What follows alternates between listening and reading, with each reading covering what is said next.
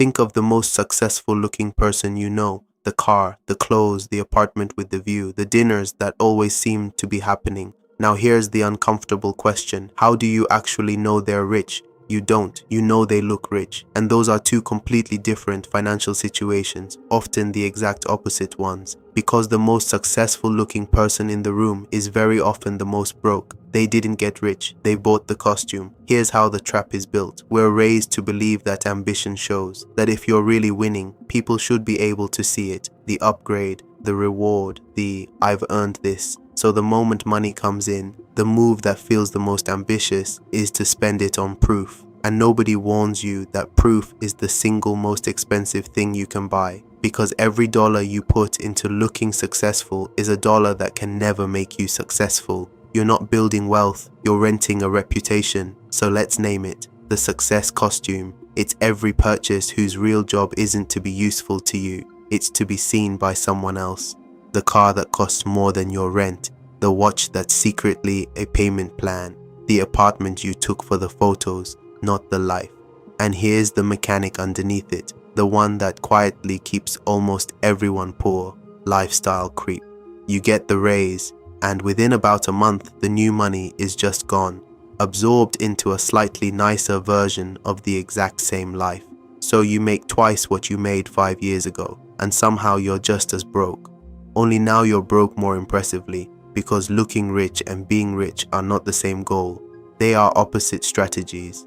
One spends the money, the other keeps it, and you only get to pick one. I learned this wearing the costume. The first time real money came in, I did exactly what I thought ambitious people did. I upgraded, better car, better clothes, the whole performance, and for a few months it felt incredible, like I'd finally arrived. What I didn't notice was that my bank account was exactly as empty as before, just with nicer things sitting next to it. I'd worked that hard to change everything, and the only thing that actually changed was the brand of my problems. I looked like I was winning, I just couldn't afford to lose. Now here's the flip that reorganizes everything. Real wealth is invisible.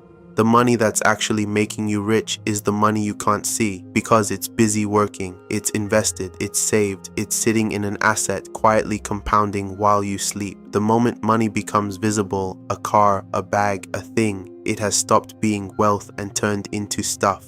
And stuff doesn't grow. Stuff loses value the second you own it. So the genuinely wealthy are almost boring to look at.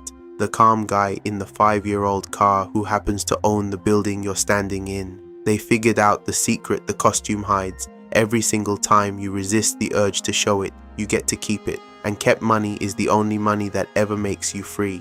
Here's why this one is so hard to escape. The costume isn't laziness, it's ambition, just pointed at the wrong target. The drive is real. You worked, you wanted more, you wanted it to finally mean something. The trap simply hijacked that drive and aimed it at the appearance of the thing instead of the thing itself. Which means real ambition has to look almost unambitious from the outside. It's quiet, it's delayed, it's boring on purpose. It takes the raise and makes it disappear into an investment instead of a parking lot. It lets the win be private. So the move is simple and it's brutal. Before you upgrade anything you can be seen in, fund the thing nobody can see. Pay your future self first in full before the costume gets a single cent. Because broke ambition buys the trophy. Real ambition builds the thing that makes trophies pointless. The day this finally clicked for me, I sold the nicer car and bought something forgettable, and I put the difference somewhere I couldn't easily reach it. It was genuinely uncomfortable. I felt like I was going backwards, like I was hiding how well I was doing, and that discomfort told me everything. I had been more attached to looking successful than to actually being it.